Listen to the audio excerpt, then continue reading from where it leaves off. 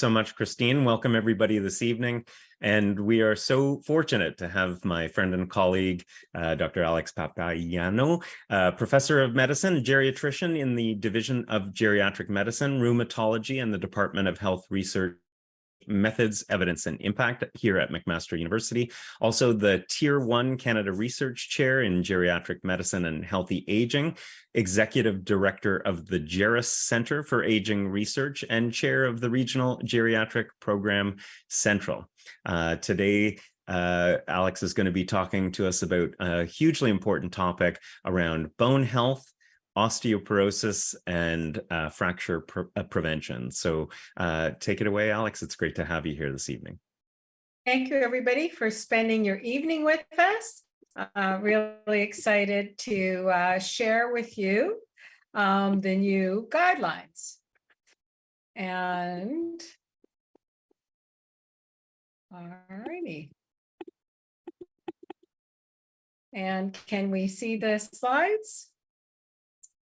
Perfect. All right. So tonight we're going to be speaking on really trying to respond to the many great questions on promoting bone health, falls, osteoporosis, and fracture prevention. And in this picture, you can see bone health starts at a young age. We're trying to build our bone bank when we're younger, to prevent those fractures. So it is multi-generational.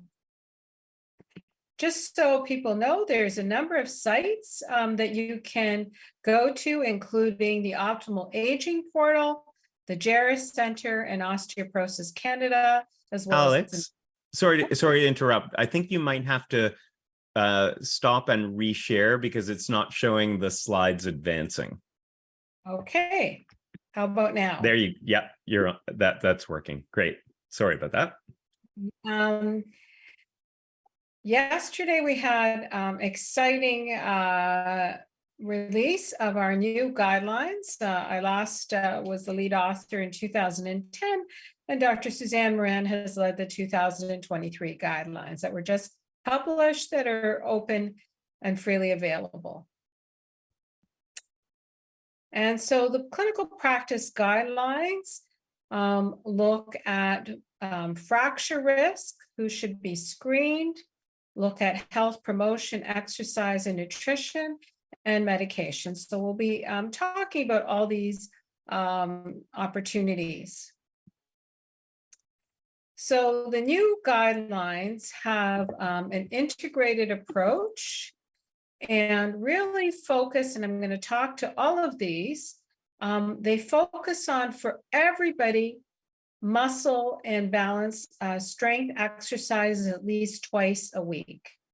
So a lot of folks think that walking is good for your bones, and it is, but what you really need is strength, which is resistance, and balance exercises at least twice, if not 3 times a week.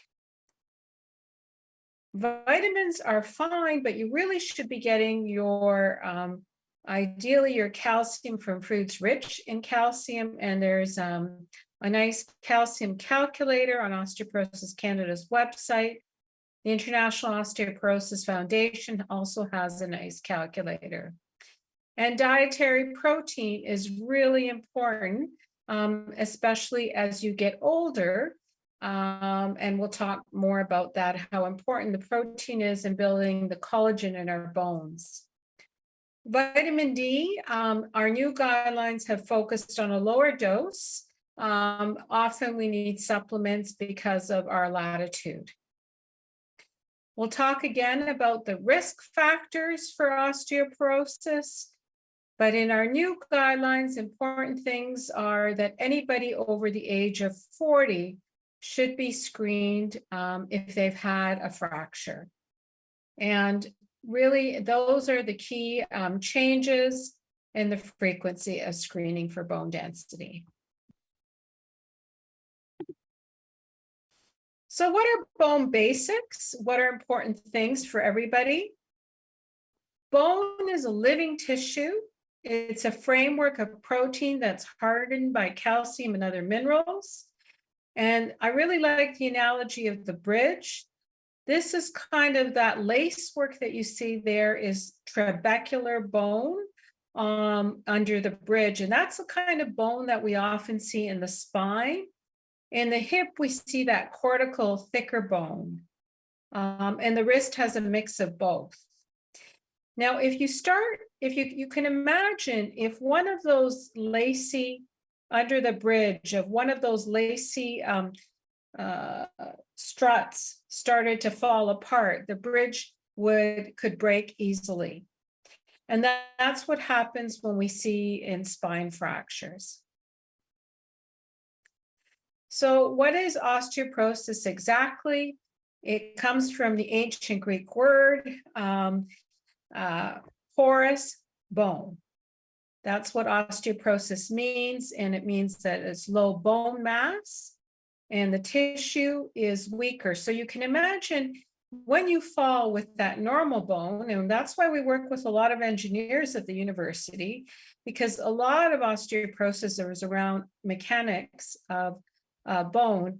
That normal bone, when you fall, it doesn't break.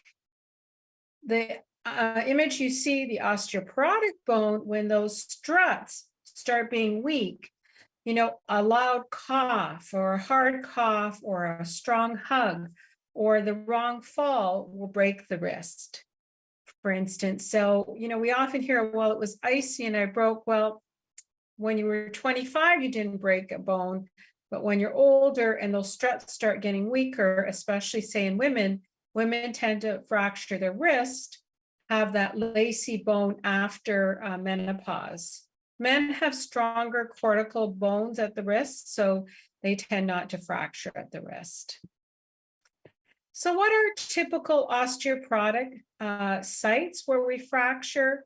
Shoulders, the spine, the hip and the pelvis, and the wrist, the long bones. The head, the toes are not typical. So often people will say, I've had these stress fractures in the foot. Those are not typical of osteoporotic fractures. They tend to be more in runners, people who march like the military, or sometimes when people have changes in their spine affecting how they walk or with arthritis. So what are warning signs of porous bone? Often there's none, but one of the first sign may be just a fracture. But one of the significant warning signs is height loss. So you can see this is, not normal aging. And we often discuss this with medical residents is I say, watching somebody walk into the room, they have thin legs and a protuberant belly. Like you can see the individual on my right is got this bigger belly because the spine has fractured and compressed and shifted things forward. So normally you should be able to put 3 fingers between your ribs and your pelvis. And when you can't, that may be a sign that you've had a spine fracture. Height loss, back pain, that protruding abdomen. Often people who have spine fractures don't know they've had them. Most of my patients don't. They've been missed. They haven't been reported or mistaken for something else. This can really affect when your head's sitting forward, getting headaches, impact on your daily activities. But most significantly is that the majority of patients with a hip fracture, over 40%, have had a prior fracture after 40, and it's like a heart attack or a stroke. These people should have been initially treated to prevent the devastating consequences of a hip fracture. These can be prevented. Height loss is not normal aging. About 40% of people who lose height is due to osteoporosis. So how do we assess for fracture risk? You can go online yourselves and do your own fracs. So if you Google Frax Canada, this tool should pop up. Now you can do this with a bone density or without. If you know your bone density, that's better because the bone density gives you more information. But you can do this to get a rough estimate how at risk you are.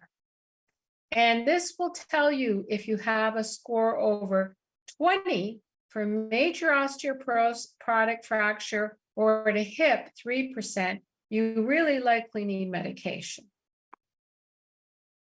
But you can see the kind of risk factors that we're worried about. Have you had a prior fracture? Did your parent have a hip fracture even into their 80s? Are you smoking? Are you on prednisone? Do you have an inflammatory disease such as rheumatoid arthritis or one of the bowel diseases? Are you taking more than 3 units of alcohol per day or have secondary osteoporosis like diabetes is a risk factor? So who should be tested? With our new guidelines, we are actually shifted from 65 to say everybody over the age of 70. So this is an older slide. As of our new guidelines, it's everybody over 70.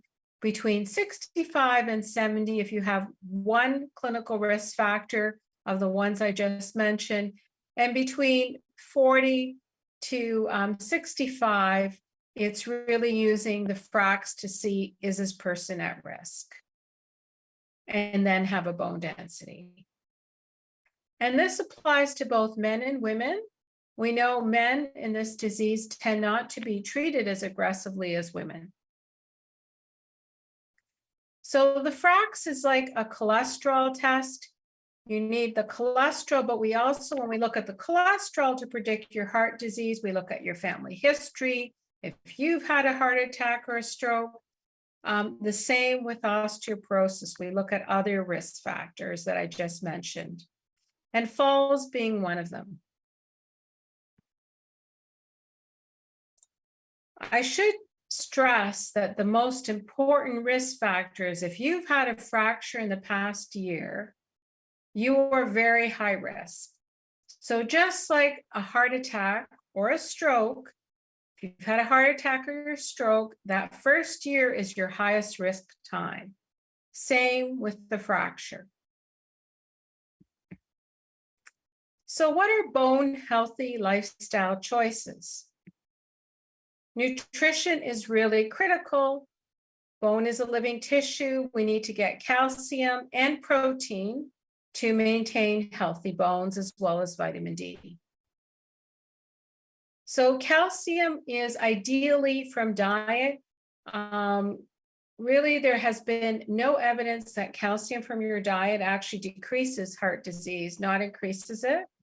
Vitamin D really ensures that you get enough calcium from your gut. It helps absorb the calcium. You need protein to establish and maintain the collagen and bone growth. Ideally, getting it from your diet. Like all medications, vitamins also can have side effects. And so trying to get it from your diet is ideal. So calcium, if you don't get enough from your diet, it's taken from your bones. We have 4 little glands behind your necks called parathyroid hormone. And if you're not getting enough calcium through your diet, it starts increasing and releasing it from your bones. So over 50, these are the Canadian guidelines for whether you have osteoporosis or not. We're really recommending 1,000 to 1,200 milligrams of calcium from your diet, but particularly for those over the age of 70. So this is just some highlights of some calcium-rich food. Use the osteoporosis calcium calculator. Many foods are fortified. And you'll look at the side of your the food product, and it'll tell you how much milligrams of calcium you're getting, and say a cup. If you can't get calcium from your diet, Especially if you're on osteoporosis medications, we recommend up to 500 milligram calcium supplement a day. So the best kind of calcium is either a carbonate or a citrate. They can be constipating. Speak to your pharmacist. They can be very helpful in guiding you because it can be quite confusing which product to use. We don't want you to overconsume calcium from supplements. It can be harmful if you take too much. Vitamin D, there are a few natural sources of vitamin D. Most of it is obtained from the sun, and we know in our latitude that it is challenging, so you can get it from diet or supplement. The new guidelines are not saying high vitamin D. They're saying about 800 of D for those over 70. I should add that if you're on an osteoporosis medication, it is really important to ensure that you're getting vitamin D and calcium, because in all the research, everybody needed the calcium and D plus the medication. So what about exercise and movement? Really, across many diseases, not just osteoporosis, exercise, and I know there has been a previous forum with Dr. Stu Phillips. Exercise really is medicine, and it is so important for the bones, for the mind, for your heart health. And so really key message though for osteoporosis, walking is not enough. We really important to look at balance, resistance, strength training. And as you can see, some individuals will do it in a chair. If you don't have access to the internet, or you may be a type of person that likes joining places like the YMCA in Hamilton and in our regional programs have a lot of bone healthy programs. There's also physiotherapists and kinesiologists that are bone fit trained. And you can Google that and it'll tell you if your physiotherapist or your kinesiologist is bone fit trained. So they really will focus on your posture, your balance, and your strength and resistance training. And I can't stress this enough, also reduces falls. So in terms of, that this is really critical that we start this in our 40s, to reduce that risk of falling. So really the exercises for balance, you want to challenge your balance. Tai Chi is also a great exercise. Standing on one foot. Some people do it while brushing their teeth. Heel to toe stance is another one. A muscle strengthening is really the resistance. You need to do it at least twice a week. We know even for dementia prevention, it's really one of the keys. Weight training, exercise bands. You can use your own body weight. We have a number of videos called Too Fit to Fracture that you can Google on YouTube or Osteoporosis Canada. What about medications? So we've talked a bit about really key lifestyle, exercise.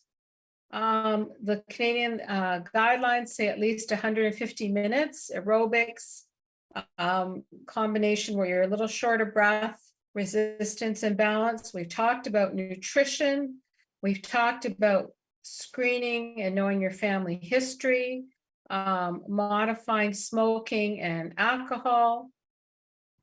Now, what if you've had a fracture or you are at high risk? So the guidelines have shifted to really targeting those who are at high risk, because we know that those are the individuals who most benefit from the medications. That sometimes the lifestyle factors are not enough. 1 in 4 women in Canada will have an osteoporotic fracture that can change their life. I don't think any older adult wants to have a curved back. that limits their activities. The other really important thing is that men, it's not uncommon, it's 1 in 8 men, will have an osteoporotic fracture that could have been prevented. Now, if you've had a fracture or you're deemed high risk, your physician may talk to you, or your nurse practitioner or your pharmacist is an excellent also resource to look at treatment options. In Canada, due to cost that these medications work, the options are a group of drugs called bisphosphonates. One, they're all generic in Canada, meaning that the cost is very low, but you may get a different product, or you may see on your box a different name. So it's alendronate, 70 milligrams. We no longer use the daily one. Once a week, you need to take it with a full glass of water, wait an hour prior to eating, sit upright.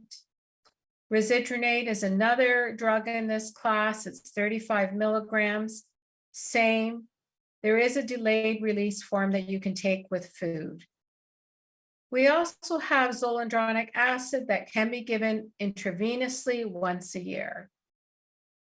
These drugs that one especially can cause a flu-like feeling in a certain number of people.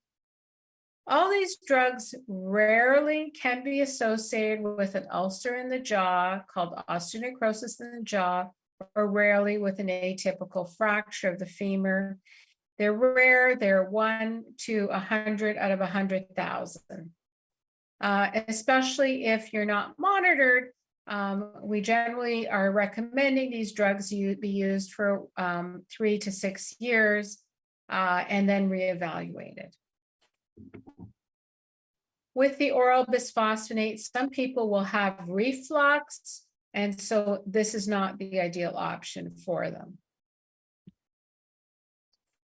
The other medications for women who are just at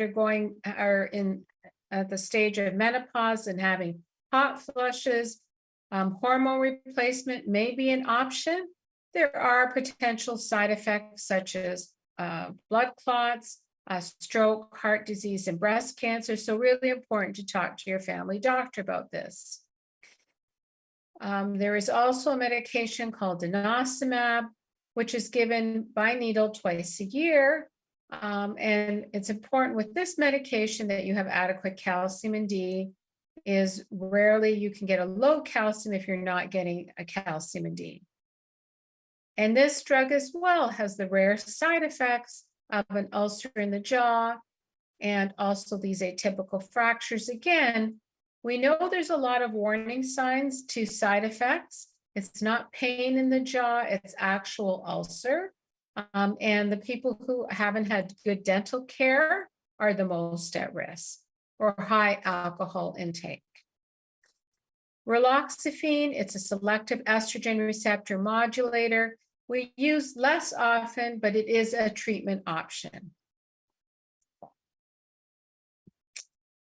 Then there are for people with severe osteoporosis who've had fractures, whose bone density is very low. Just so you know, people will say, well, what's normal T-score? So the bone density, we want it to be that's less than minus 2.5 at the spine or at the hip would cause a physician to think, oh, that this individual may need treatment. For people with severe scores, even lower at minus 3.5 or minus 3, we may look at a drug that actually builds those bones or builds that network. The two drugs are teriparatide, and that's a daily injection for up to 24 months, and it can help with some of the vertebral fracture pain as well. And another drug, which is monthly, romosozumab, which is only for a year. So these two drugs really build the bone, and then we go on to one of the other drugs, the anti-resorptives that we just reviewed. What's really important to know about these medications is they can reduce the risk of a fracture by 40 to 70%. So the hip fractures we're seeing, the spine fractures really should be a thing of the past with, and especially high risk individuals. Especially when you start going over the age of 70 and you're having fractures, or you're younger and you have those high risk numbers, we need to consider, in addition to the lifestyle modifications, medications. So I'd encourage you to also go to our website. We have some really exciting currently studies that we're recruiting individuals. We have one study called Optimal Fitness at the YMCA that looks at nutrition, exercise, medication, and you can see the individuals on the lower left-hand side. We're using Nordic poles, so we're looking at a very holistic approach to improve health. They go really hand in hand. So I'm going to stop the sharing my slides, and I think we've left some time for questions. That's fantastic. Thank you so much, Alex. We've actually had a lot of questions come in. We had questions in advance as well. So I'll go back and forth and try and stick with a few of the different themes. But one person writes in that they walk twice a week. They actually go to CrossFit 3 times a week, but still their osteopenia has not improved. Are they expecting too much? Is there a kind of one-to-one relationship between some of the different exercises that you mentioned and osteopenia? So osteopenia, we're actually, we're recommending, we're not using that word as much, because you can have osteopenia, but if you have a strong family history or you're on high-risk meds, you may be actually fracture with that bone density. So exercise, we know, can maintain bone mass. So without your exercise, you may have lost more bone mass. But it may slow things down. It may not build bone mass. Okay. And so that's why we know in younger children, that it is really critical that, thinking about that bone health in a young age, your children, your grandchildren, thinking about building that bone bank with good nutrition and exercise. Well, I'll come back to that because there were a few questions about bone health and recommendations for children, which I appreciate you're a geriatrician, but you know about bone health. So here's somebody who writes in that they've had long COVID and osteoporosis, so they have exercise intolerance, which has really restricted their physical activity. What would you recommend for someone in that category? You did highlight some of the sort of chair exercises and things that might work well for people who have like issues with their exercise tolerance or stamina. If you had to sort of recommend certain exercises that might fit the bill for people with that situation. That's really where a good physiotherapist who develops a tailored program for you may be invaluable. And recognizing that you can break up those exercise bursts throughout the day. It's a bit passé to do it all in an hour. So if your tolerance is low, you may do 5 in the morning, 5 in the afternoon, 5 in the evening, and building up. But I really do think that if that's not open to you in terms of physiotherapy coverage, there senior centers. McMaster has a wonderful PACE program at the university as well, that can tailor that program for you. It's great advice. I think we probably underutilize physiotherapists because they're unfortunately not always covered. But even a couple of sessions to guide you on an exercise program. But I like your idea of breaking it up into smaller, shorter sessions throughout the day. There were quite a few people who have sent in questions related to concerns about Prolia. They've had partners or loved ones who have had osteonecrosis or the jawbone side effect that you mentioned, and they're just wondering about the safer options on the market or concerns about that side effect in particular. So I think that it's really important is that I see a lot of patients referred from primary care. They're worried, or their dentists are worried that it's actually, they may have, they have jaw pain, that they might be osteonecrosis of the jaw. You actually need a CT of the jaw. And so, like, often we'll start with an MRI, but you need a CAT scan as well to see, is the bone actually have an ulcer in it? It's not just jaw pain. So what we're finding is a lot of folks are misdiagnosed. Okay. And so it could be also that the nerve is irritated as well. So that they may have just jaw pain related to dental pain, totally unrelated to the adverse effect. That's right. Okay. And the people that we're seeing with the ulcers of the jaw, they are there, but it's very rare. We often will see these side effects in people who have cancer. We use these drugs. I see people are saying Prolia, which is denosumab. The trade name is Prolia. They're often at much higher doses for cancer than we use for osteoporosis.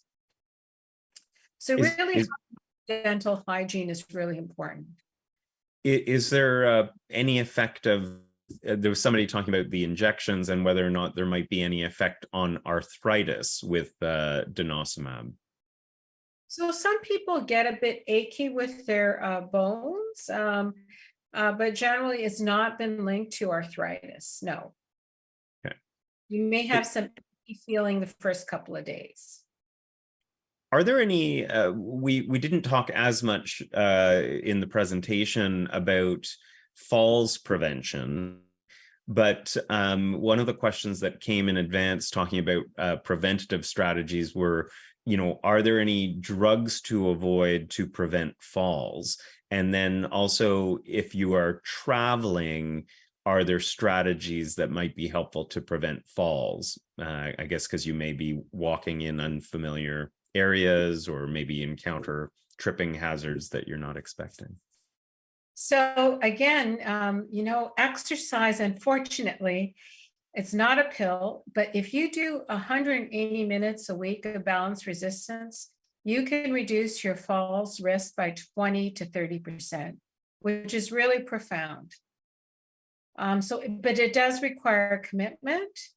And so many of our YMCAs or senior centers offer this kind of help to give you an idea. The Otago program, you can Google that, has some very good research around it. The Nordic poles that you saw for walking is really key. The important thing around falls prevention is, I tell my residents, is take off people's socks. You have to look at the feet. So your foot care becomes really important. You may need a podiatrist. Look at your shoes. Are you wearing down on the sides of the shoes? As we get older, we have some arthritic changes in our spine. Some people have scoliosis, and they've always been a little clumsy. And it gets worse with the wear and tear in our spine. So look at the bottom of your shoes. You may need to change them every 6 months. So having good shoes that, tie and support. In the hospital, we use now non-skid socks because a lot of our slippers are not adequate support. So there's also many medications that can be associated with falls. Think about our antidepressants. Sometimes you need them, but they can be associated with falls. Sleeping pills, and sometimes people will take things like Gravol to help them sleep, can be associated with falls. And any of the pills that might lower your blood pressure if you stand up too quickly, that's another way that people fall sometimes too. So if that was, thank you, Anthony, for that. That was, if you feel lightheaded when you go from a lying to a sitting position and you're on blood pressure pills, is get somebody to measure your blood pressure from lying. You need to be quietly resting for 5 minutes and then stand. So sometimes we find people are traveling and taking their medications, are a little dehydrated and will feel lightheaded. And so really important to have that checked. And sometimes we'll order a continuous blood pressure monitoring cuff at home. So you wear it for 24 hours and we get a better sense. Is your blood pressure being overly tightly controlled? Mm. You mentioned scoliosis before, and one of the questions that came in was whether or not adolescents who might have idiopathic adolescent scoliosis, or people who growing up, I guess, had some curvature of the spine or scoliosis, is that a risk factor for later development of osteoporosis? This person had scoliosis as an adolescent and then was recently diagnosed with osteoporosis. It's not necessarily a risk factor, but this is where I think that a really good bone fit physiotherapist can help you work on strengthening your muscles that support the spine. Think of it like your own. People will put on belts, which are not weaken the muscles. Think about strengthening your own muscles, creating that girdle of support with your muscles. And that's really key. And with all the computer use we're using, we're finding that people who have scoliosis or back issues their backs go into muscle spasm more often. Are there any specific recommendations for children? And are there some sort of like critical windows or particular ages where children can really, build up bone health that will stand them in good stead later on in life? And just as a piggyback onto that, there was another question about how much calcium do children need? I'd have to go back to the slides to take a look, because this isn't the age group I usually deal with. And they were on our slides in terms of the calcium. It's what the calcium and vitamin D is recommended for everybody for general in Canada. And that's in the younger age groups, generally before 21 in women, around 25 in men. That's where really that the resistance, that bouncing, the running, what we see, that shear force on the bones is really important in building your bone bank. And as well as having a good source of protein in your diet as well. Is there any evidence to support collagen in terms of bone health? So this is really collagen. The research trials have been fairly non-conclusive in terms of preventing fractures, but we do know that from our studies that if you don't have enough protein in your diet, especially we find that's something that people cut out as they get older. You need 1 to 1.2 grams per kilogram as you get older, and especially protein. And you want to split it up between meals, and that's the best source of collagen for your bone and muscle. If you don't have healthy muscle, you won't have healthy bone. So that is really your best source of protein. Somebody had a question about whether or not there was a role for prunes in promoting bone health. I wasn't familiar with that. I don't know if prunes have any calcium or vitamin D. I'd have to look that up. Yeah, and I don't think they're super high in protein either, but so No, but um, they can get constipated with calcium. That may help. that's true. Is there a role for vitamin K supplementation with respect to bone health? Yeah, we know vitamin K can be really important when it's from green leafy. Dr. Angela Chung at the University of Toronto did a study, and there's an improvement in bone density maintenance, but no reduction in fractures. So it's important in sort of overall bone health, but doesn't reduce fractures.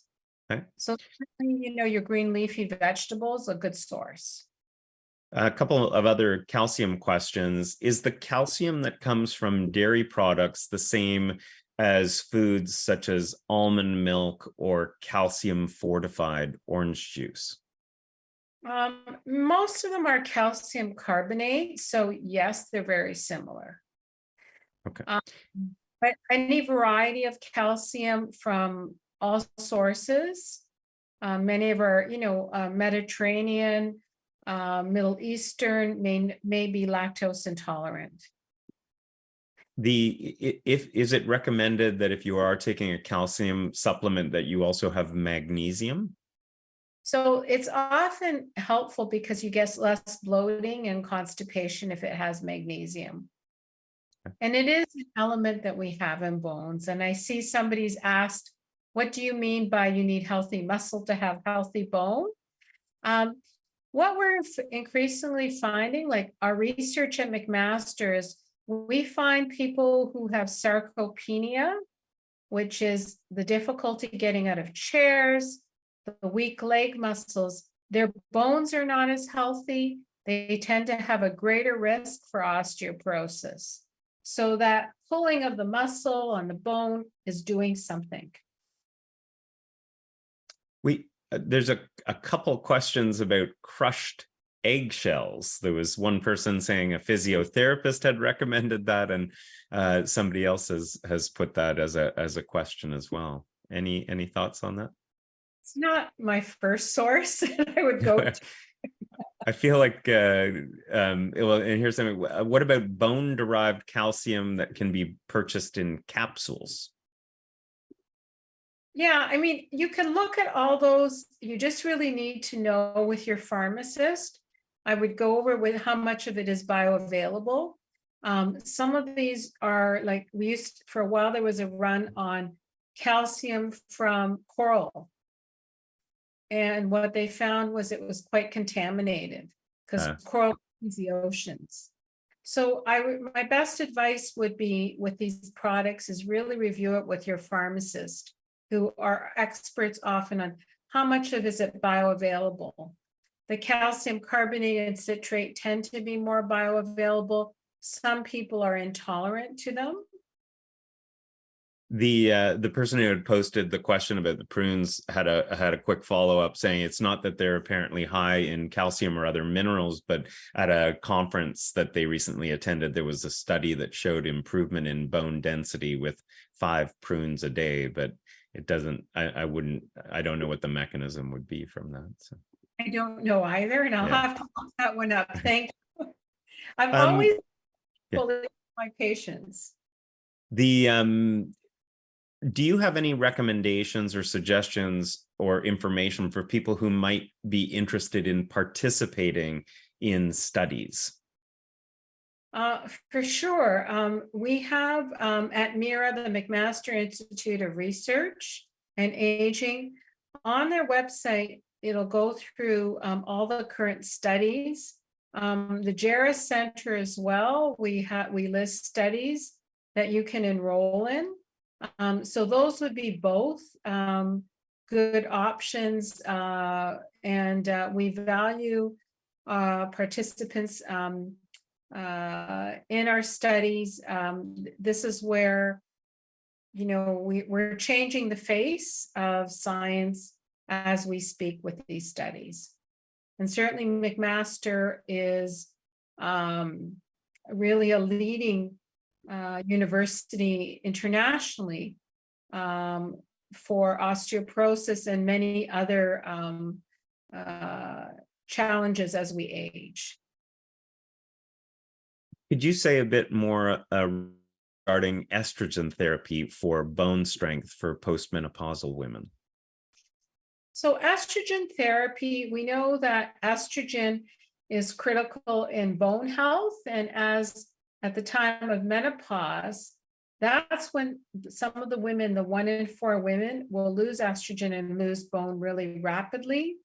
And that option for women that are having still hot flushes at the time of menopause or having a challenge, estrogen will definitely reduce your risk of fractures. And so at the primary care level or your OBGYN can review with you, the pros and cons of estrogen. Some women feel their quality of life is much better.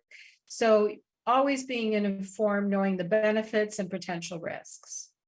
I feel like that's such an important and kind of hot topic that maybe we should devote a future webinar just to hormone replacement therapy, because I think the science on it has been a bit confusing for people over the past decade. And so, I think sorry, a go lot ahead. of interest in, whether you have the equine, which was the more traditional one, or the more natural estrogen. So I think that would be a wonderful webinar to consider.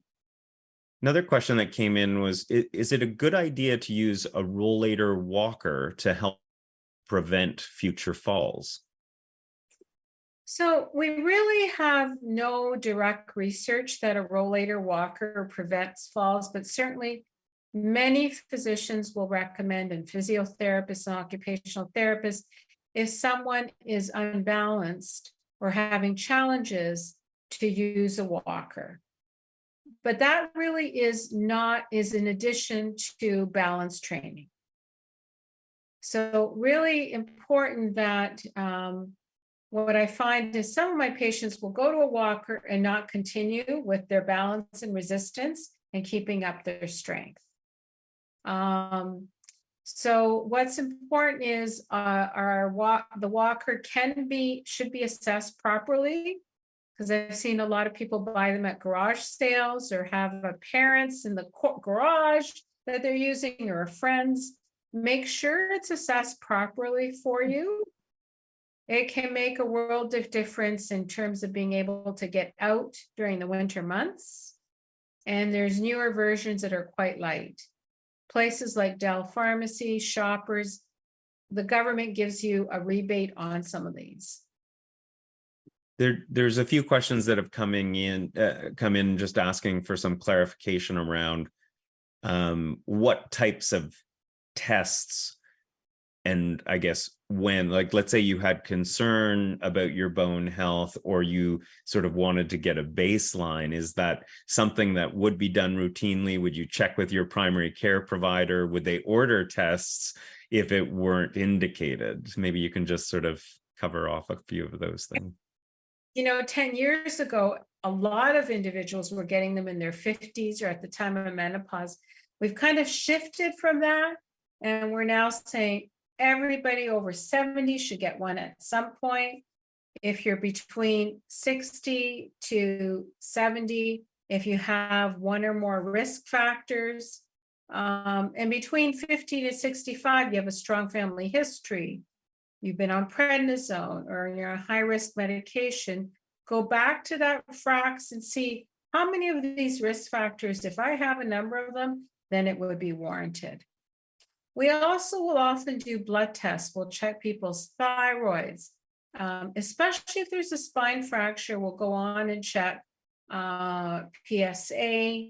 We used to do heel ultrasounds. We're really finding it's a screening test. It's not as used as often. Often, sometimes people will get a chest x-ray and the radiologist will say, oh, your bones look osteopenic. And we'll go on to do a bone density. There was another question that came in. Does bone density tell the whole story, or are there other types of variations, say in the quality of the bone matrix or the structure, that wouldn't necessarily get picked up by a bone density scan? Yeah, so it doesn't tell the whole story. So some of our hospitals will have an arm on the bone density machine that actually measures all your spine vertebrae. to see if there's a silent fracture. Hmm. Or some people will have back pain that's missed that it was a fracture, for instance. The quality of the bone, we're not as good. We know we can measure it with MRI. We do that with research. So the quality of the bone is sometimes we only know is when people have a fracture. This is why we use the other risk factors that I mentioned, the alcohol. Are you on high risk medications? Are you falling? Because that may also indicate something around the quality of your bone.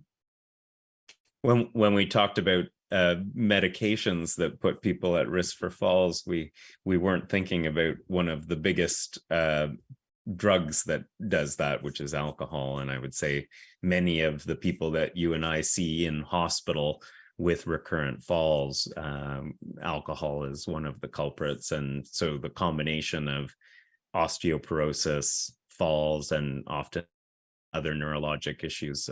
So alcohol is a bad combination with osteoporosis in terms of falls and fractures as well. Sorry, go ahead. Sorry, your home is like, we all have things that put us at higher risk for falling. And so re-looking at your home, where's there clutter? Is there scatter mats? That's also important. There's great checklists that you can get on the Optimal Aging portal. Or I know many people now, I'm seeing people in their 60s, 70s who have parents 90 to 100. So I know many people are caregivers themselves. So printing off one of these lists is important, and just doing the screen yourself. So we probably only have time for a couple more questions. One of the ones that came in, can you say more about the first year after a fracture being the highest risk for another fracture? Why is that? And is the fracture risk anywhere in the body or the same spot where you had the initial fracture? So it can be anywhere. It predicts other sites. And we're not totally sure on what the mechanism is. Is it that the structure is unstable, say in the spine, you have a higher risk getting another spine fracture? Is there higher bone turnover because of that fracture? Those may be all part of the mechanisms. You're not moving as much.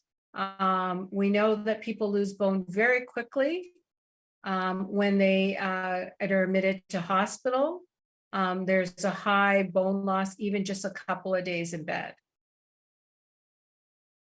That's great. So I'm gonna finish up here. Thanks everybody so much for the questions that have come in. I'd like to finish off by showing a few of the resources that Alex, you mentioned. This is a screenshot from the homepage of Osteoporosis Canada's website, which is a great resource. It's just osteoporosis.ca.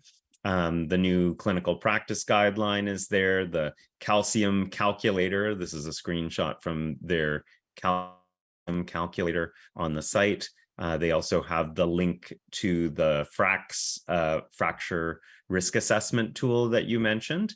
So all of that can be found through the Osteoporosis Canada site. I also, for those of you participating through Zoom, there's the exercise recommendations, and the 2 fit to fracture videos and handouts can also be accessed through osteoporosis.ca. Do you want to say a bit about Jairus? You mentioned a little bit about the Jairus Center, but anything else you want to say about that? Sure. We have information on muscle, bone, frailty, and falls, as well as brain health. So lots of good information that's complementary. And in the top of the site, at the Jairus Center site, which you can Google, it has active studies as well. So there are research studies if people want to get involved as well. Just very quickly on the McMaster Optimal Aging portal, I think many of you are familiar with it, but McMasterOptimalAging.org, whole series of different types of content, as well as the ability to sign up for weekly email alerts, where you get new content added in the form of blog posts. There's also videos on the site, as well as e-learning lessons, including our new series on dementia risk reduction. These webinars are recorded and available through the portal's YouTube channel, as well as the Alumni Association's YouTube channel. And there were a few folks who seem to have some trouble following some of the slides today, so we'll send out a follow-up email with a link to the recording in a couple of days. And as I mentioned, our new series on dementia reduction, including e-learning lesson on what you can do to reduce your risk of dementia.